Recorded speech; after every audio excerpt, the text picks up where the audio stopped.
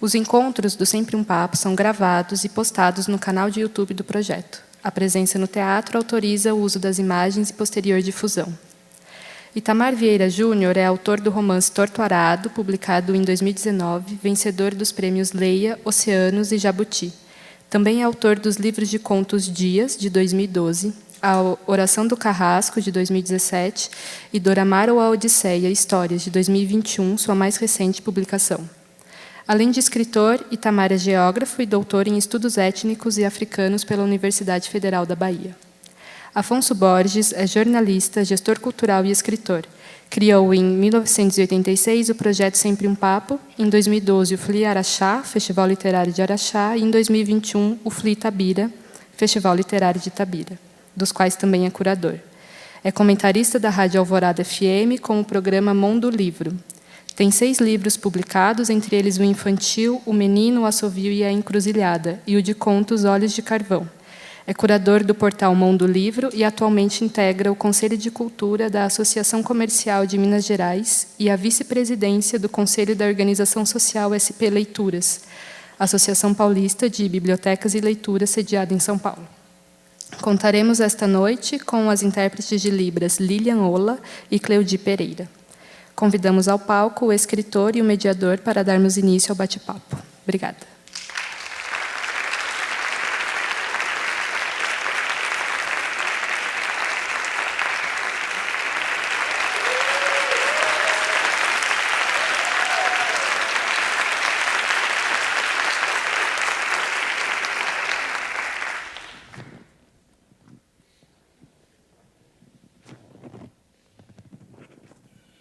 Oi, gente, boa noite. Em primeiro lugar, muito obrigado pela presença de vocês. Deveria levantar daqui e cumprimentar um por um, porque essa chuva não foi fácil chegar a vocês aqui, viu? A gente agradece, né, Itamar? Sim, boa noite a todos, todas, todos que estão aqui. Agradeço, né, essa aventura de atravessar a cidade, muitas vezes, atravessar os lugares, no meio de chuva, trânsito, para estar aqui. Comigo foi assim também. Agradeço também o pessoal da Todavia, são todos aqui da editora estão aqui. Eu agradeço em nome do Marcelo, amigo de quase 60 anos, que ele está um velhinho ali, mas ele fez plástica, está bem hoje em dia, então está bonitinho demais. Muito obrigado ao povo da Todavia também por participar. Agradeço ao SESC que tem essa parceria com o Projeto Sempre um Papo já há 17 anos, dos 36 de trabalho que eu tenho. Todo o conteúdo que a gente produz, já há cerca de uns 25, 26 anos, a gente deposita no YouTube do Sempre um Papo. Então, acessem o YouTube, lá tem mais de 600 e tantos programas de TV gravados ao longo desses anos. Na verdade, é a gravação do Sempre um Papo que se transforma em programa e daí deriva para ações educativas e também para as televisões educativas aí pelo país afora. É um conteúdo de literatura que vocês podem desfrutar, resultado dos nossos encontros. O projeto continua, né? A gente tem mais uma sessão por mês até o final do ano, em outubro de Milson Pereira de Almeida, novembro de Jamila Ribeiro e dezembro o Silvio Almeida. É a programação que a gente desenvolve aqui no Vila Mariana, que eu espero que dure e a gente continue aí por muito e muito tempo. Hoje o Itamar vai fazer uma palestra de aproximadamente 6 horas, logo depois quem sobreviver, e o assunto da palestra é geografia através dos tempos. Vou falar mais que o Fidel Castro, né? Brincadeira. Bem, Itamar, como a gente combinou, o Itamar propôs esse tema aqui para a gente, né, que é a origem, eu misturo, a origem do outro, baseado no livro da Toni Morrison, A Origem do Racismo. A origem dos outros. Na verdade, saiu Saiu outro. O livro, A Origem dos Outros. Sim. Eu errei. Bem, então, ignorem. Tá. Mas antes, Itamar, queria que você falasse um pouquinho dessa experiência do inusitado, né? Essa experiência do não calculado, do não medido, né? Porque um livro é impossível, é simplesmente impossível qualquer editor, não é não, Marcelo, chegar assim e falar esse livro vai dar certo. ou esse livro não vai dar certo, né? Você, então, tem experiência disso, né? Não há como prever se um livro vai pegar ou não vai pegar. Nunca a gente poderia imaginar que livros como Arroz de Palma, que entrou na Record basicamente sem divulgação, virou o que virou, e assim também como, né, o Torturado. O Eugênio Butti fazendo sacanagem. Pergunta Itamar para mim se ele queria falar torturado e não torturado. Está registrado, viu, gente? Essa piadinha sem graça. Então, eu queria que você falasse um pouco disso. Bom, o que é que eu posso falar sobre Torturado? O que é que eu esperava? Qual era a minha expectativa, né? Acho que eram as mínimas expectativas. Primeiro, o que me movia era o interesse pela literatura mesmo, o interesse de escrever, algo que já me acompanha há muito tempo. Meu interesse como leitor também, de estar imaginando, pensando, imergindo em mundos. E eu escrevi essa história sempre tendo em mente as pessoas que estavam à minha volta, né? Era uma história que eu achava que merecia ser contada, mas eu não pensava na dimensão que tudo isso tomaria, a quem essa história encontraria.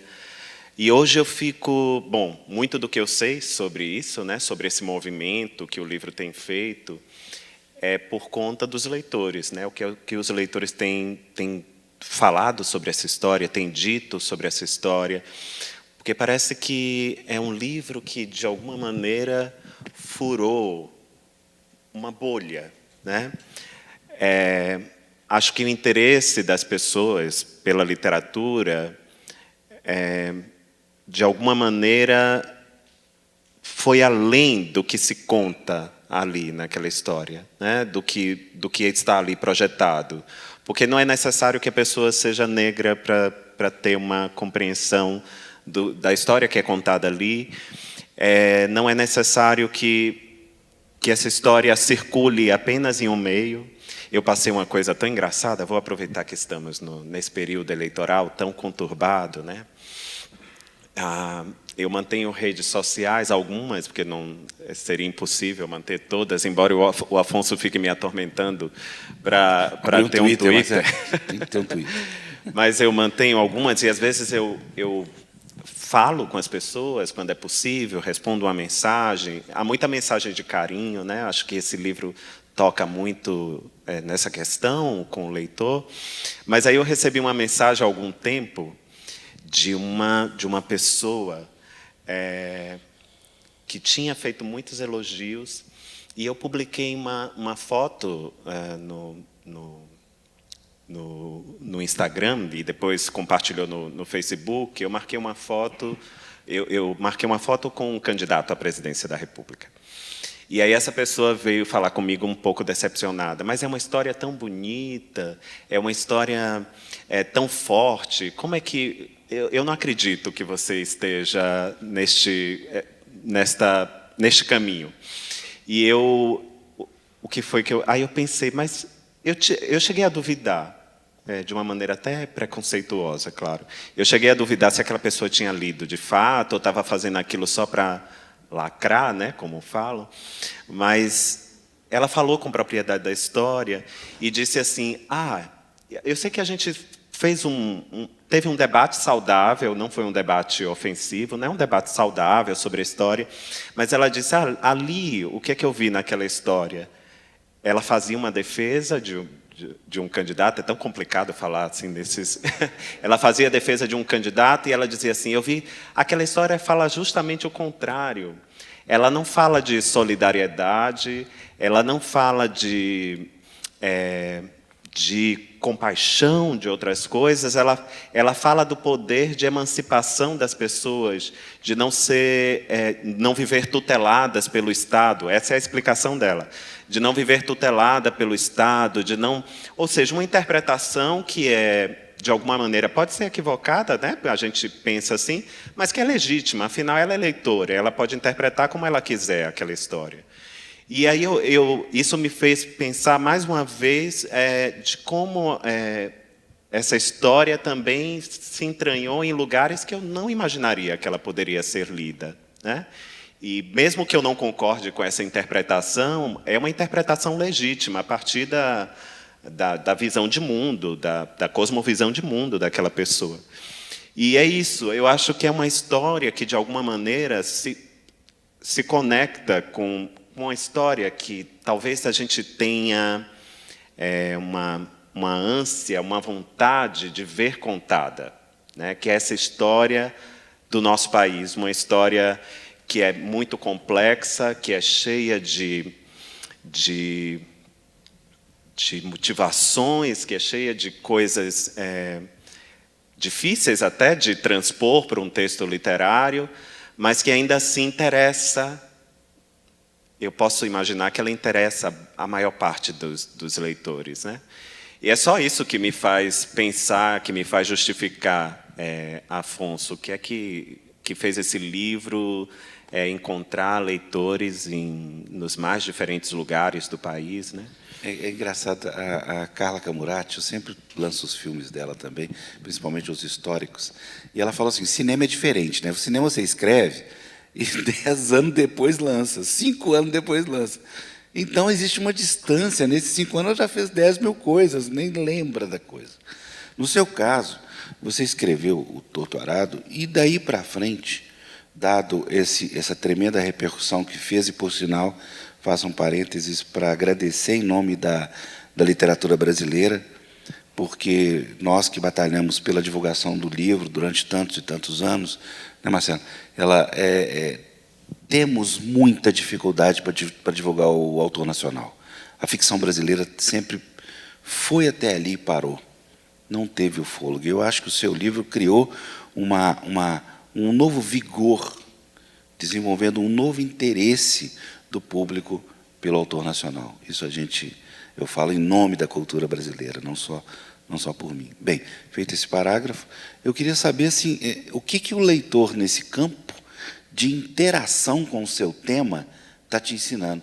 Porque você está revendo esse livro quantas vezes?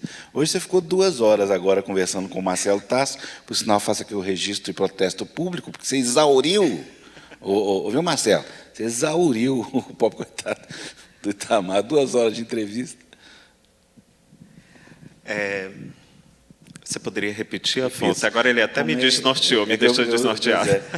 Não, é isso. O que o leitor, no fundo, essa interação, essa renovação, essa reintegração, esse rever o livro permanente que o leitor está te provocando, está acontecendo com você?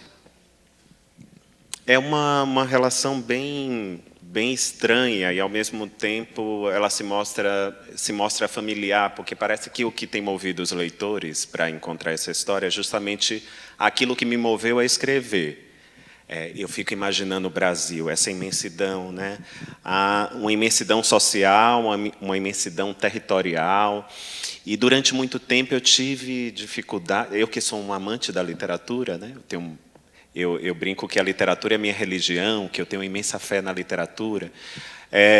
Durante muito tempo eu não vi este país, e ainda não vejo ele em toda a sua grandeza representado da maneira que deveria ser representado nas artes, né? A gente tinha uma literatura que era muito restrita, que dava conta de um segmento muito específico da nossa sociedade, né, do Brasil. Ou seja, eu imaginava que qualquer expressão artística ela deveria ter essa possibilidade de criação que envolvesse a todos, né? Eu gostaria muito de ver a nossa literatura, como eu tenho visto, ainda bem, cada vez mais e paulatinamente, uma literatura que representasse a nossa diversidade étnica, social, territorial. E foi isso que me moveu a escrever essa história, né? E eu queria aproveitar, já que a gente está falando eu trouxe esse tema, a origem dos outros. Eu vou falar um pouquinho, vou puxar um gancho do livro de Torto Arado, falando um pouco desse livro de ensaios da Toni Morrison, que é um ensaio maravilhoso. Se vocês não leram, procurem ler este ensaio. São 6, se eu não me engano, 6 textos num livro muito curto. A gente lê num espaço de tempo muito, muito curto, mas muito intenso, né? eu fico imaginando que o que me moveu a escrever essa história era justamente compreender que havia uma ausência, né?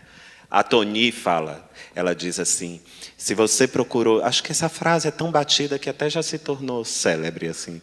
Se você procurou por um livro e não encontrou, então escreva esse livro. É mais ou menos isso, né? O que me moveu a escrever essa história, que continua a me mover a escrever histórias, é procurar por histórias e não encontrá-las, e aí ser movido a falar sobre elas.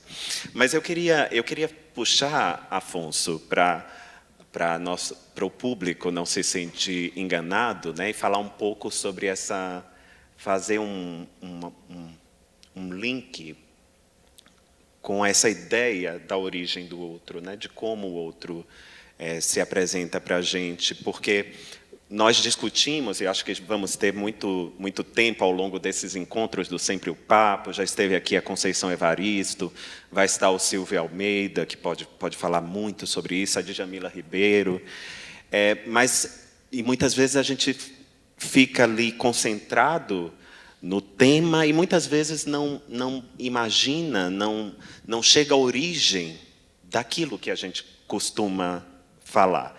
E é isso que a Toni Morrison ela faz nesse livro, A Origem dos Outros. Eu acho que quem está aqui leu o livro, leu Torto Arado, e aí tem um momento logo no começo da história que as irmãs sofrem um acidente e elas vão para um hospital com o pai, com a mãe, viajam muito tempo, né, na Ford Rural da fazenda, e quando chegam nesse lugar, quem está contando a história é a Bibiana. Quando chega neste lugar, ela é uma menina. E aí uma coisa acontece naquele hospital que aí mostra, porque quando a história começa, a gente não sabe como elas são, né, quem elas são. Acho que é só no segundo capítulo que isso aparece. E ela encontra pessoas brancas, né? Ali, naquele momento, ela identifica o outro. É diferente da sua comunidade, é diferente dos trabalhadores que viviam naquela comunidade. É como se o racismo não fosse uma questão para eles. Embora eles ali estivessem explorados, né, eles estivessem vivendo numa situação de exploração que remonta ao período escravocrata no Brasil, ainda assim eles viviam numa espécie de paraíso, porque o racismo não era uma questão que se apontava, até mesmo porque não existia uma sede na fazenda, uma casa, ela só vai surgir muito depois. Aquilo era só mais um pedaço de terra onde aqueles fazendeiros produziam, né, enriqueciam, mas eles viviam, trabalhavam, tinham seu trabalho explorado, mas viviam com certa dignidade ali, com uma certa dignidade. Isso vai sendo modificado ao longo do tempo, né, até eles se sentirem violentados de todas as maneiras. E ali, neste momento, ela identifica uma pessoa branca e na cabeça dela ela reconhece o outro, que é aquele que não é ela, é aquele que, de alguma maneira, se diferencia dela, diverge dela. E isso mostra, aí dá ao leitor uma medida de quem é aquela personagem, de que lugar ela está falando, né, de que lugar aquela história acontece. E é isso. Essa origem do outro quase sempre é uma construção, né? É uma construção social e ela está ocorrendo a todo momento. A todo momento nós estamos nos diferenciando. Estamos nos diferenciando a partir do nosso fenótipo, a partir do nosso gênero, né? A partir de inúmeras maneiras estamos nos diferenciando. O problema, isso não há nada de desumano em se diferenciar dessa forma, apenas reconhecer a diferença do outro. O desumano ocorre justamente quando a gente aproveita dessas diferenças para criar uma relação de poder que é muito perversa, que coloca o outro numa posição de subalternidade.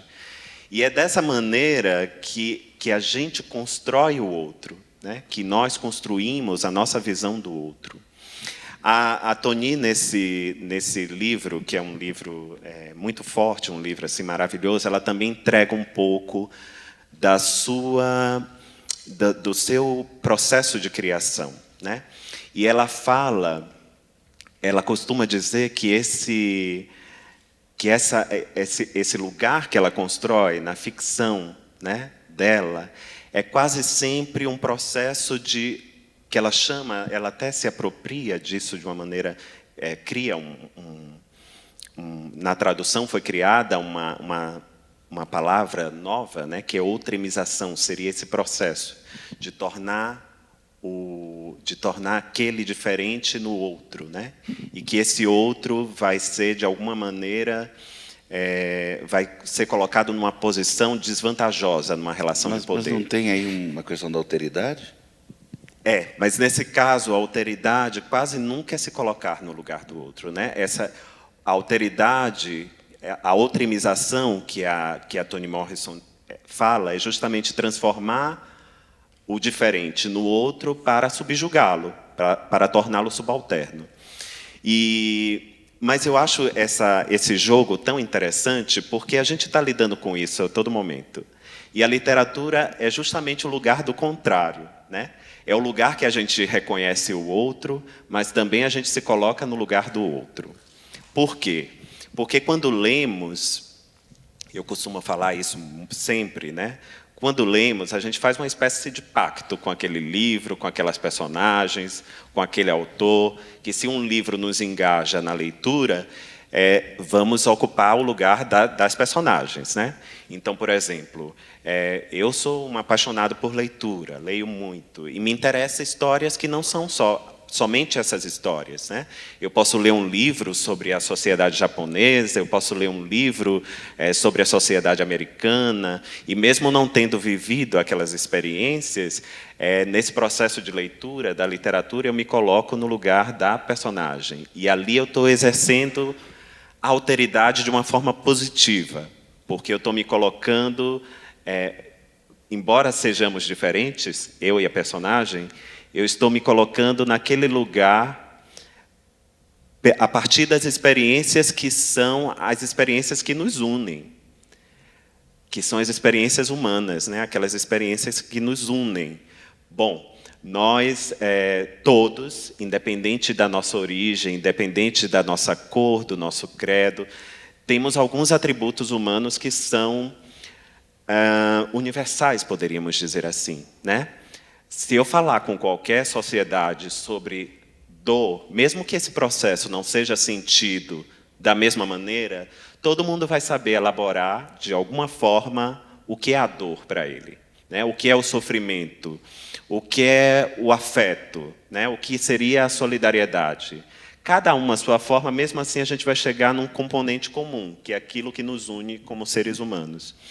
E a literatura está a todo momento nos provocando para ocupar este lugar, para ocupar este espaço, de que ler é um exercício muito profundo de alteridade, porque a história é tão interessante, sempre cria uma expectativa em torno do autor, né, em torno da história, mas eu acho que nessa rede, nessa equação, o livro só ganha vida no corpo do leitor.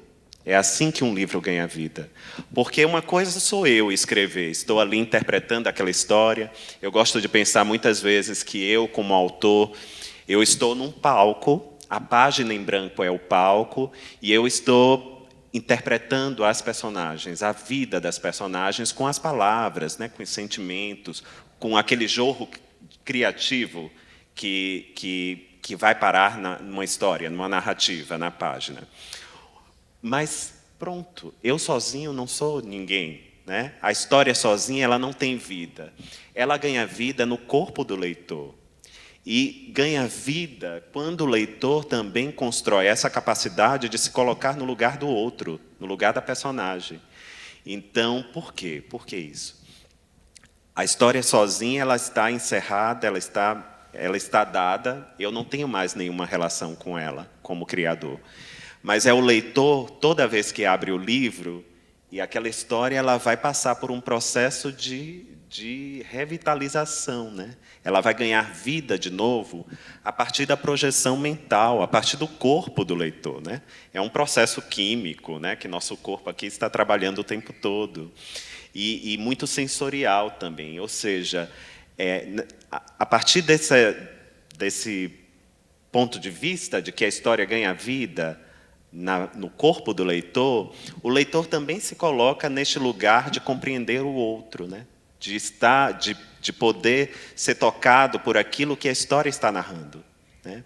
Ou seja, mesmo que você não seja uma pessoa negra, eu vou falar da Toni, não vou falar de Torto Arado, vou falar da Toni, vou falar de um livro que eu gosto muito, que é Amada. É uma história, para mim, uma das grandes histórias escritas no século XX. Quando você está lendo aquele livro, você pode não ter vivido, claro. Imagino que a nossa geração, poucas pessoas têm um contato com aquela forma de escravidão que existiu no passado. Temos hoje novas formas de escravidão que a gente poderia debater aqui, mas essa não é a ideia. Mas aquela forma de escravidão muito específica, se a gente quiser acessar essa história, a Toni nos escreveu esse livro mágico, né, que é Amada. A gente pode ler aquela história, a gente pode se colocar no lugar daquela personagem que é uma mulher escravizada, Seth, que ela ganha vida a partir da criação da Toni, e ela nos leva por meandros inimagináveis, né? Porque não é uma mulher qualquer. É uma mulher que tem a capacidade de fugir de um cativeiro, de iniciar uma vida nova, mas que aquele sonho, aquele Eldorado é interrompido quando surgem para capturá-la. E aqui eu não estou dando nenhum spoiler, porque o próprio prefácio da obra já introduz dessa maneira. Ela comete um infanticídio, né? É uma espécie de Medeia moderna. Ela comete um infanticídio e acho que para muitos de nós é um crime que muitas vezes é inexplicável, né? A partir da nossa cultura, do nosso cotidiano, é difícil de explicar um infanticídio. Por que isso acontece? Mas eu acho que o leitor, em nenhum momento, vai conseguir se colocar no papel de julgador. Muito pelo contrário. Eles vão ser guiados ali pela personagem, vão inclusive, conseguir justificar as suas razões para cometer aquele ato. E isso é esse poder da literatura que mais me deixa perplexo, abismado, né, do poder que a arte tem. E nada disso é possível se não tiver o leitor, porque todo esse processo que eu estou relatando, ele só acontece no mundo do leitor, no campo do leitor, né, no corpo do leitor. Legal isso, mas uma observação de leitor. No curso da leitura do livro, o escritor tem um certo poder. Qual o poder que eu me refiro? O poder de uso adequado da linguagem. Né? Aí você volta um pouco para Grande Sertão, volta um pouco para Graciliano, e eu tive uma discussão outro dia interessante de dizer o seguinte: o Graciliano, quando queria fazer com que o leitor lesse o livro dele mais devagar, conseguia. Quando queria fazer que o leitor lesse mais rápido e emocionalmente, conseguia. Entendeu? Você pensou nisso quando estava escrevendo? Escrever sempre é um desafio, né? Primeiro, porque eu já compreendi, já introjetei que uma história, por mais que ela seja cara a mim, ela só vai ganhar vida se encontrar o outro, né? Se encontrar o leitor.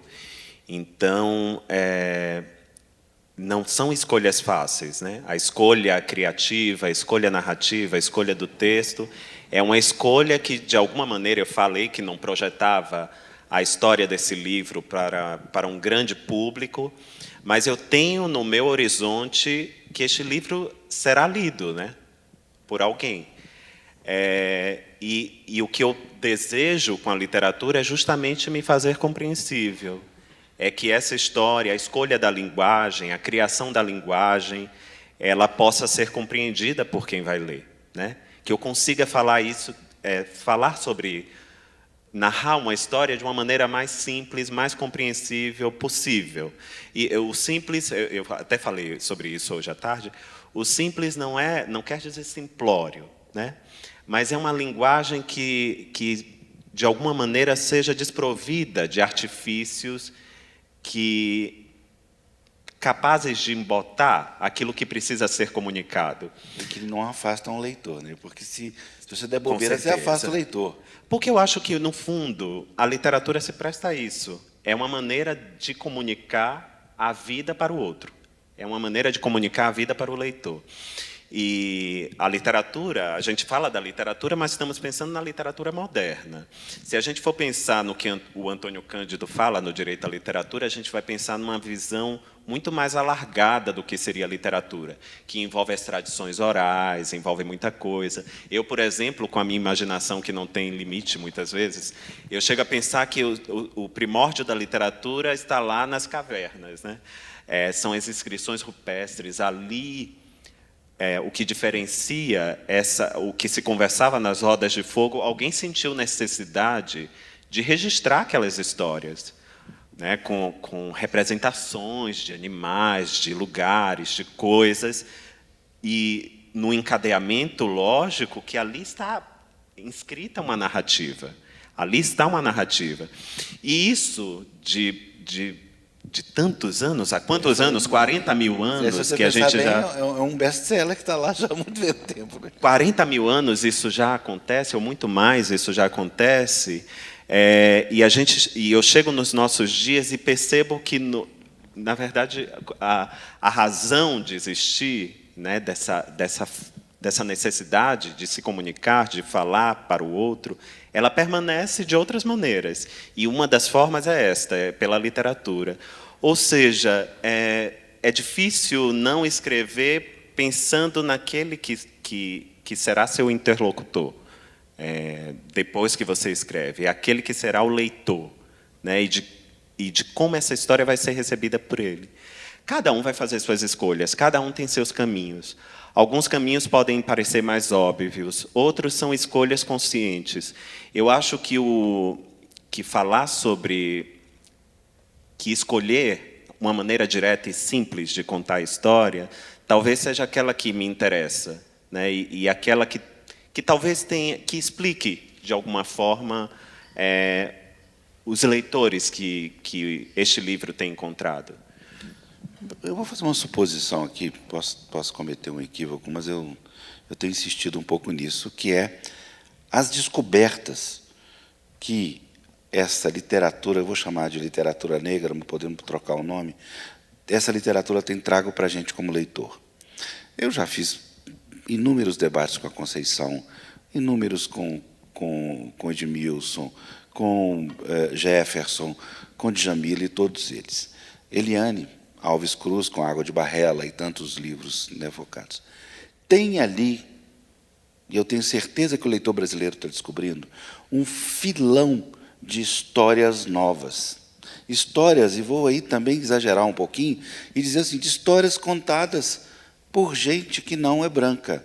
Eu vou só dizer isso para dizer que os grandes escritores, salvo um ou outro, Machado de Assis e tudo, que, mesmo que Machado de Assis tenha essa coisa da branquitude, não contaram para a gente. Você lê Eliane Alves Cruz e fica siderado com as possibilidades que aquele universo narrativo traz para a gente. De fato. E parece que é algo novo que surgiu agora, né? Mas eu penso que essas histórias estavam aí desde sempre. Faltavam oportunidades para ser publicadas, né?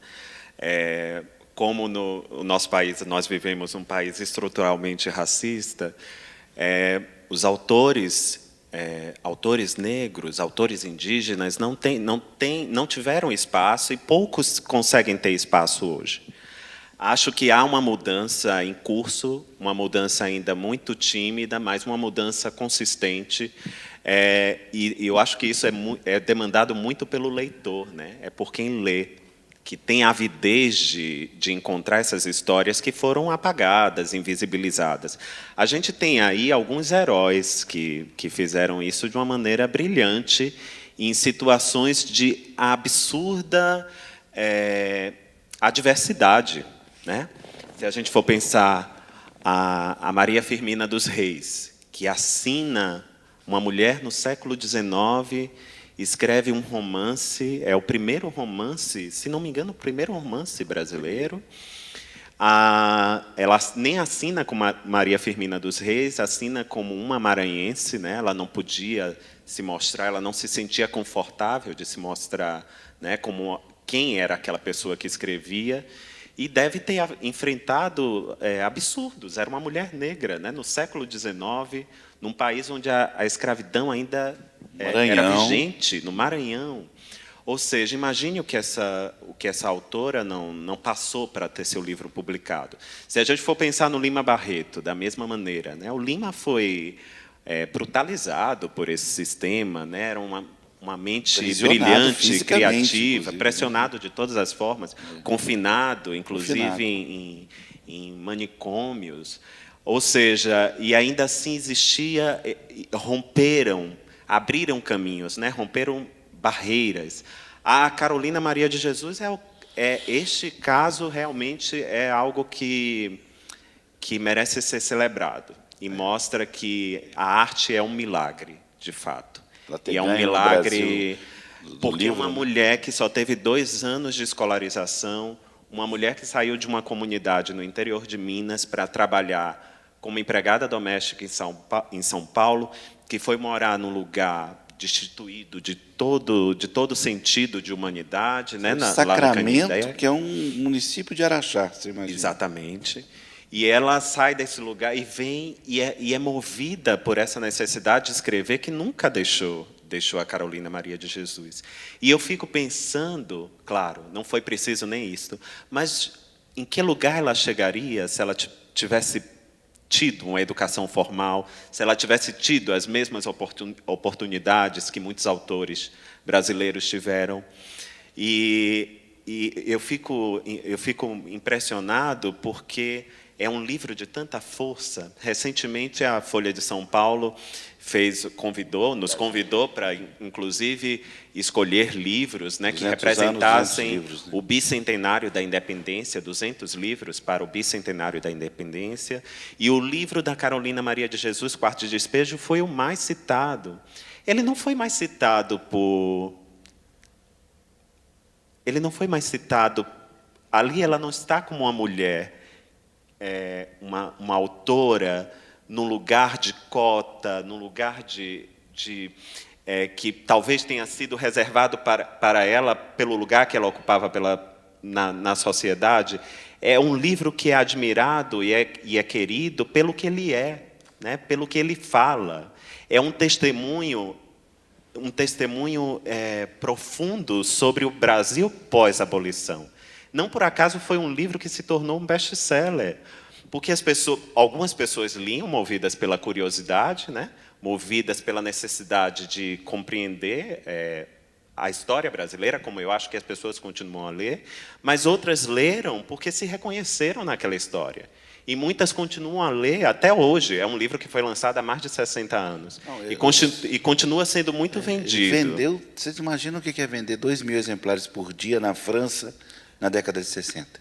E isso é algo transformador, ou seja, se todas... Bom, ela conseguiu furar essa bolha, mas se todos tivessem tido iguais oportunidades, talvez a gente tivesse uma literatura mais equilibrada, né, em termos de representação, em termos de tudo aquilo que precisa, que representa o nosso país, represente em sua diversidade. E eu acho que hoje, se a gente tem mais autores, você falou aqui de vários, o Jefferson, a Eliana Alves Cruz, tem o José Faleiro, tem tantos outros, a Ana Maria Gonçalves, a Conceição Evaristo, se todas essas pessoas hoje são celebradas, escrevem, são celebradas, foram porque estes abriram os caminhos, né? E se eles são publicados e celebrados hoje, é porque há uma demanda dos leitores por histórias como esta. Talvez seja essa compreensão de que que a literatura precisa, de alguma forma, suprir essa necessidade, essa fome que nós temos por conhecer o nosso país, né, por conhecer a nossa própria história. Começou um pouco com a onda das biografias, né? A gente conversava sobre isso com o Fernando Moraes, Olga, que trouxe ali uma parte da história brasileira que não era contada em livros, e desse campo de interesse que o leitor provocou, começou a surgir. Eu acho que tem um marco, não sei se você me concorda com isso. Carolina foi um marco, mas o Tom Farias, quando decidiu fazer a biografia da Carolina, colocou isso na mesa com mais força, você não acha, não? E dali surgiu quem já estava ali.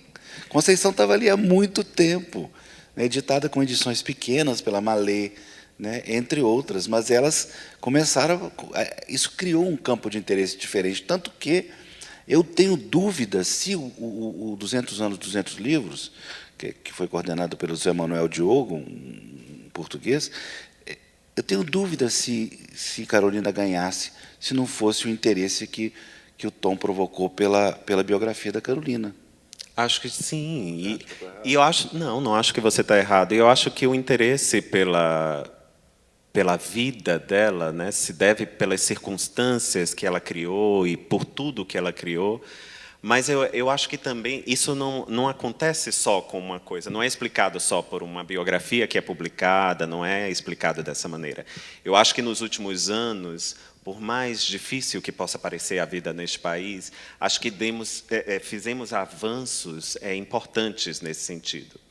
Eu penso, quando eu vejo os debates, as discussões, acho que há 20 anos, acho que falávamos sobre isso até na hora do almoço, há 20 anos não falávamos de racismo, claro, e já existia um movimento negro, existia um debate importante, mas não como esse debate está posto hoje, né? Não da maneira que está posto hoje. Voltando a Toni Morrison, desculpe te interromper, mas é também uma pergunta, esse racismo a qual a Toni se refere é de 20 anos atrás e seria diferente hoje se ela estivesse escrevendo.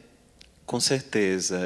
Mas eu acho assim, que a nossa realidade, embora a gente tenha comungue de muitas coisas em comum, é uma realidade muito particular, muito própria, muito específica. No fundo, o racismo é o mesmo, né? Mas as circunstâncias em que ele ocorre e da forma como ele é introjetado no Estado, isso ocorre há diferenças significativas de como se deu isso no Brasil e de como se deu isso nos Estados Unidos. Mas eu ainda imagino que há uma mudança em curso na nossa sociedade. Eu vou aproveitar que estamos nesse período para falar sobre isso. Há uma mudança silenciosa que muita gente não percebeu, o que foi a política de cotas para ingresso na universidade, de como isso tem mudado de uma maneira consistente, paulatina, o perfil da nossa sociedade. Então, essas pessoas que começaram a ser educadas, começaram a conquistar um espaço que antes era interditado, sai com uma grande vontade de ler as suas próprias histórias, de encontrar as suas próprias histórias. Isso não pode ser omitido, né? Essa mudança é uma mudança sutil, mas que está em curso em nossa sociedade. Ou seja, há muitas coisas que poderiam explicar esse interesse, mas é um interesse latente, que sempre esteve aí e que agora está sendo vocalizado porque há espaço para que isso aconteça. Pois é, mas olha que interessante, eu vou insistir nisso. Da mesma forma que seu livro começa como começa, todo mundo deve ter lido Torturado, aquela coisa reveladora e que tem tudo a ver com a escravidão. A Eliane Alves Cruz, quando estava aqui, ela começou a falar do Cais do Valongo, e, no meio da conversa, ela revelou que, quando os navios chegavam ali no Cais do Valongo, a maioria dos escravos, 50% estava morto, ou quase morto. Então, eles fizeram um grande cemitério ali no Cais do Valongo. Beleza? Está lá. O cemitério foi crescendo tanto, que chegou num momento que não cabia mais gente. Então, eles começaram a socar os ossos que estavam lá, e virou uma coisa, enfim, horrível.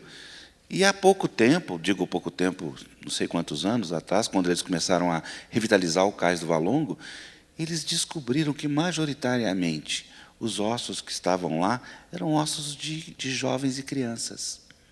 Vocês estão entendendo o que o Brasil ainda tem a revelar? Há muita história soterrada, né? Eu costumo pensar nesse país.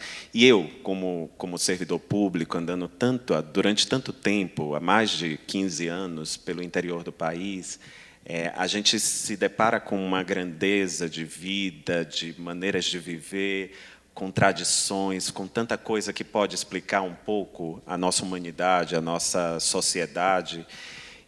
E eu vejo que há uma importante narrativa ainda a ser escrita.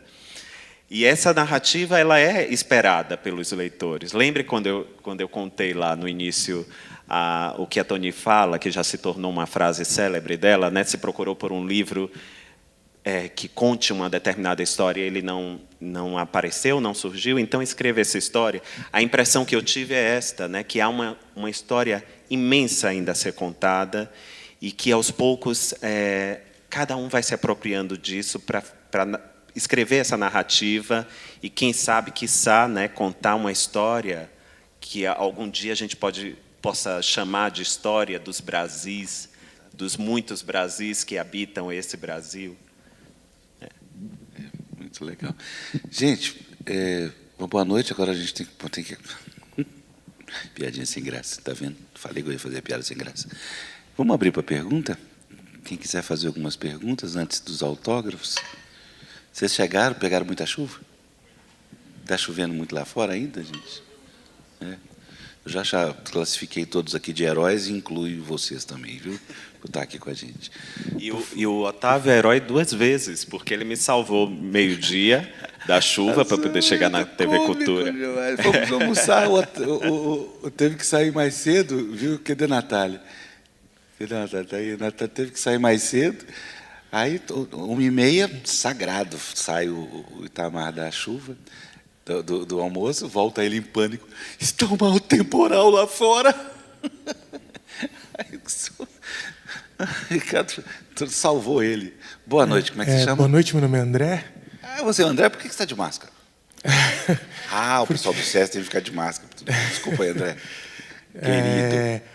A minha pergunta fazendo uma analogia, um paralelo com essa questão do outro que você trouxe na obra da Toni Morrison, e na relação Brasil-Portugal, e na própria publicação do seu livro, na premiação, como é que você vê, né, e se é que vê essa relação do outro, entendendo o Brasil e Portugal como personagens, vamos dizer de modo geral, como personas, assim, na leitura e na compreensão da sua obra, né? E como essa recepção que se deu lá e depois que se deu aqui, como é que você vê atravessado pelo racismo, atravessada, né, por essas histórias não contadas ou soterradas, como você estabeleceu, da tua própria, né, a gente tem essa literatura no Brasil marcada pelos eixos Rio-São Paulo, e que já foi lá atrás do Nordeste, mas de certa forma, né, se concentra contemporaneamente aqui, as editoras. Como é que você vê essa relação dentro dessa, né, do ponto de vista do outro Portugal, do outro Brasil? Muito boa pergunta. E eu sempre eu tinha uma profunda curiosidade, André, né? André, assim como você, de saber por que esse livro aconteceu lá, né? Aconteceu lá antes de acontecer aqui, inclusive pela falta de espaço para publicação. Foi uma maneira que eu encontrei de fazer essa narrativa, encontrar uma forma de ser publicada, de leitores. Mas o que me chama a atenção é que nós, né, Brasil e Portugal, temos uma relação muito complexa, né, que envolve processos de colonização, né. Portugal tem uma grande responsabilidade com a escravidão, não só no Brasil, em muitas partes do mundo. E porque uma história como essa, que é tão marcada por esses processos, ganhou espaço, ganhou alguma projeção naquele lugar, naquele país, né? E eu vejo, talvez seja esse processo de civilizatório, eu prefiro acreditar, né, de compreender que eles têm. E eu percebi isso dos leitores também. Eles querem entender aquela história. Muitas vezes, para entendê-la, eles se propuseram a escrever sobre essa história. Uma coisa é ler o que foi escrito naquele contexto. Outra coisa é ler, é fazer a leitura a partir do olhar daquele que foi subjugado, daquele que está do outro lado. Não por acaso, escritores de Moçambique, de Angola, de São Tomé e Príncipe, de Cabo Verde, têm ganhado alguma projeção em Portugal. Parece que eles têm um profundo, um verdadeiro interesse de ler essas narrativas para entender como se deu esse processo. Eu prefiro acreditar que é uma maneira de encontrar si mesmo, né? Porque eles estão lendo, olha o que foi feito, não de uma maneira acusatória, né? Porque a arte permite que a gente transite pelas verdades de uma maneira diferente, não de uma maneira incômoda, mas de uma maneira que não é sofrida também. É uma maneira que pode ser muito mais interessante para a gente falar sobre determinados assuntos, determinados temas, sem levantar o dedo, deixar que a própria história fale por si. E eu percebi isso nos leitores de lá. Há um profundo interesse em... No caso do Brasil, por exemplo, que a independência foi conseguida há quase 200 anos, mas a história foi tão forte que nos marcou de maneira definitiva, essa realidade está posta. E no caso de outros países, como Angola, Moçambique, Cabo Verde, que esses países tiveram uma independência muito tardia, há pouco mais de... Acho que nem tem 50 anos ainda, né, que se tornaram independentes, ou seja, isso ainda existe, e há um interesse genuíno deles em conhecer essas histórias. Eu falo isso não pelos relatos dos leitores, né? Cada um, quando conta a sua impressão, parece que consegue acessar, de medidas diferentes, esse lugar que precisa ser ainda elaborado por eles. É só isso que eu consigo falar, de como eles receberam essa história. Muito bem. Obrigado, André. Boa noite, o meu nome é Silvia, eu sou professora da rede pública e eu tenho muito interesse em trabalhar a leitura e fazer coisas diferentes do que aconteceu comigo, e eu gosto de saber a história de leitura dos escritores, e aí eu gostaria de saber a sua. Como é que foi isso? Onde a escola ajudou ou atrapalhou a sua história de leitura? E quem são os escritores que te formaram como leitor e como escritor? Só te contar uma. Ele estava na Joana Angélica ali. A primeira coisa que ele falou da vida de Joana Angélica foi um livro que ele leu aos 6 anos. Avenida Angélica. Avenida Angélica. Já estamos todos aqui meio baratinados. Avenida Angélica.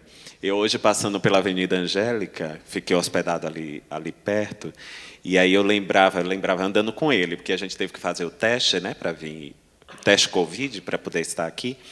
E, enquanto andava, passávamos pela avenida, e eu dizendo, Afonso, eu estou passando por aqui, estou lembrando de um livro que eu li quando tinha uns 8 para 9 anos, que foi Éramos 6, da Maria José Dupré. Tinha aquela coleção da Vagalume, né? Editora Ática. Da Editora Ática. E aí, eu contando a ele, a casa daquela família ficava neste lugar, né? Era aquela casa que, de alguma maneira, a história da família, a história da casa, né, que permeia toda aquela narrativa, estava ali, eu lembrando para ele. Aí falei da Revolução de 32, que eu só tive contato com essa história já criança. Você nasceu em 1940, né? Pois é, estávamos na farmácia e aí eu já tinha algum cadastro lá e minha idade apareceu como nascido em 1940. Mas não era verdade. Mas é isso, eu tive contato com essa história e isso reavivou minha mente, né? Eu tive uma lembrança afetiva hoje da leitura que eu fiz deste livro. Mas como leitor, bom, eu vim de uma família que não era uma família de leitores, né? Meus pais tinham preocupações mais importantes, que aquela da maior parte dos brasileiros, que é de sobrevivência, né? Mas, enfim, eram muito ciosos da educação dos filhos, né? Eles queriam que os filhos estudassem, que os filhos lessem. E eu fui meio que guiado. Não foi uma professora em particular que me incutiu isto. Mais tarde, sim, quando eu já era adolescente, aí eu já tive uma professora que me guiava assim pela leitura. Mas no começo era meio que uma coisa minha própria. Para não dizer que não tinha livro em casa, nós tínhamos uma enciclopédia da editora Abril, Enciclopédia do Estudante, chamava.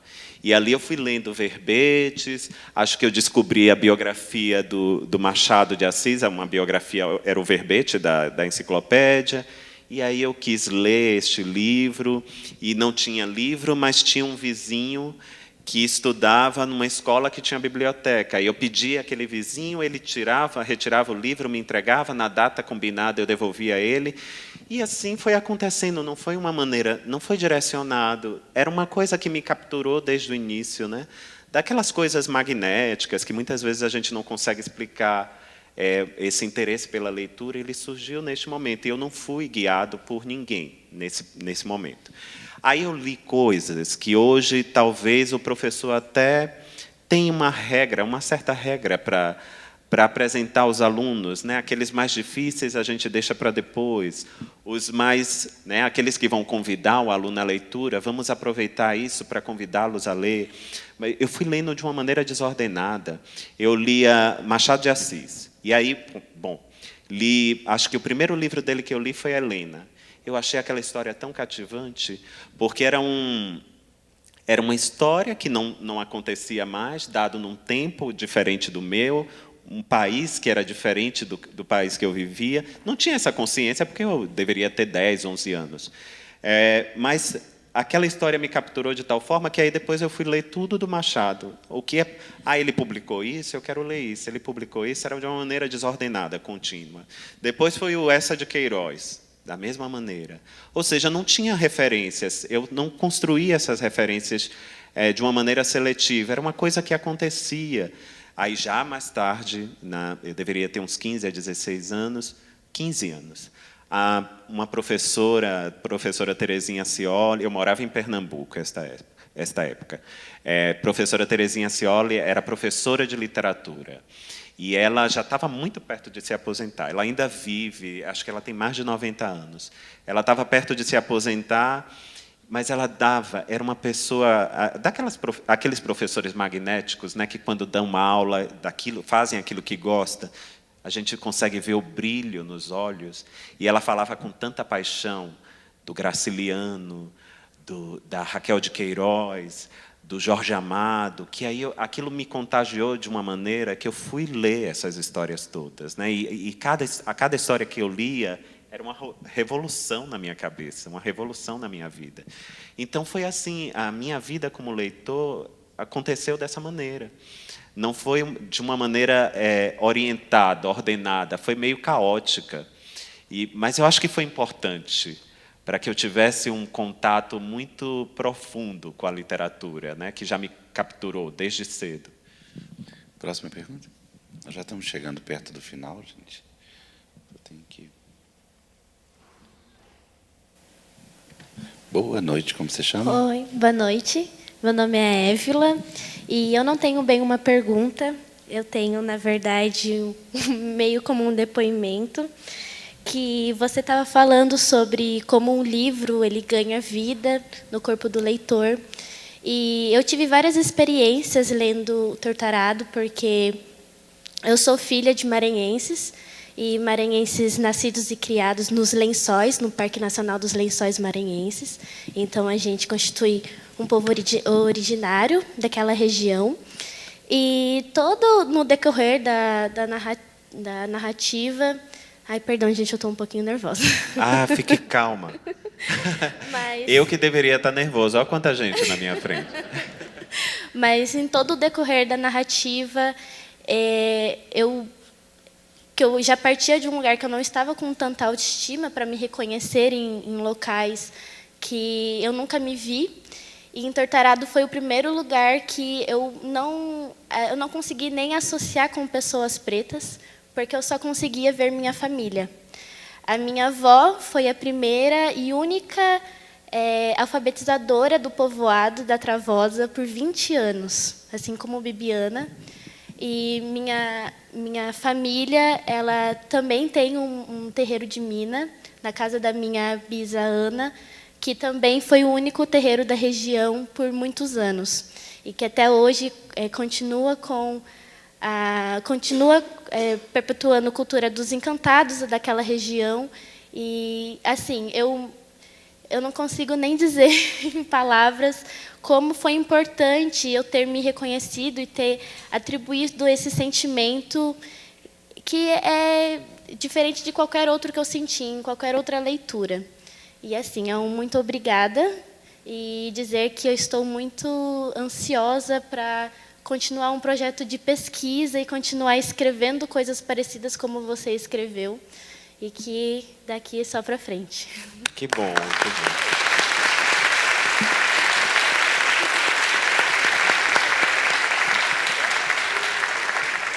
Me lembre seu nome. Évila. Évila. Eu morei no Maranhão uns 3 anos. E faz, acho que 14 anos que eu saí... Não, 13 anos que eu saí do Maranhão. Mas foi uma experiência muito forte, muito profunda mesmo. Meu primeiro contato com uma comunidade quilombola, assim, sabendo que eu estava em contato com uma comunidade quilombola, foi lá no estado do Maranhão.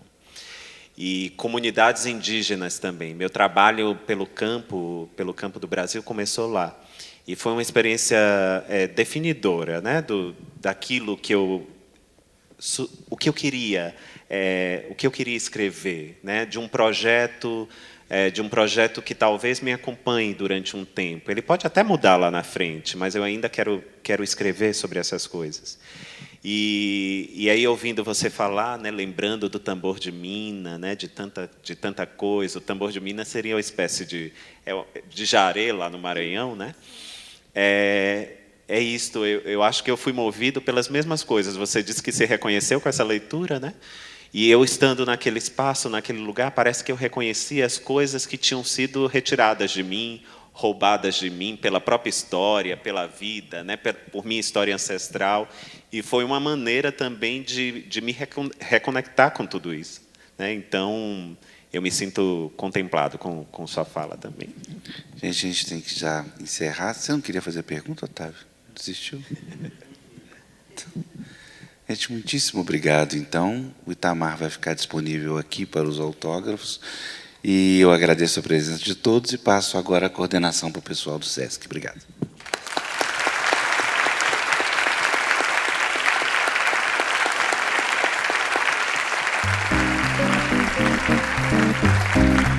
Thank you.